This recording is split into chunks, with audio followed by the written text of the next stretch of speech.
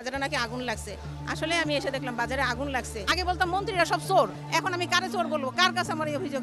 শেখ হাসিনাই ভালো ছিল, এই নতুন সরকার তো কিছু বুঝে না। যে বেগুন নিলাম 140 টাকা কেজি, জীবনে তো খাইনি 140 টাকা। নিশা যাইয়ে খায় না, গরুতে হইয়ে 30 টাকা মুড়া, ভেন্ডি 80 টাকা, বাইগুন 100 টাকা। তা আমার গরিব কি দিয়ে বাঁচবে? রাত্রে চলবে কেন? চলবে তো বড় লোকের। সব জিনিসের দাম বেশি, সব কোনো জিনিসের দাম কম নাই। কারণ আমরা গরিব মানুষ, আমরা যে রুজ কামাই করে আনি, মজুরি করে, এটি তো আমরা খাইয়া বাঁচুম না। আমরা মরণ ছাড়া কোনো উপায় নাই।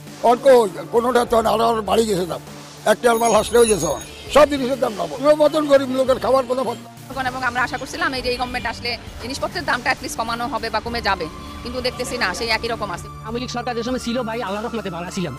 এখন যে দেশের পরিস্থিতি ভাই, পিএস কিনা খাইতারি না, লবণ কিনা খাইতারি না, যেই অবস্থা আইরে মানুষের রাহাদারি। দ্রব্যমূল্যের ঊর্ধ্বগতি, জনজীবনের দুর্গতি, তাই তো এবার অন্তর্বর্তীকালীন সরকারের উপর ক্ষোভ জ্বালেন সাধারণ মানুষ।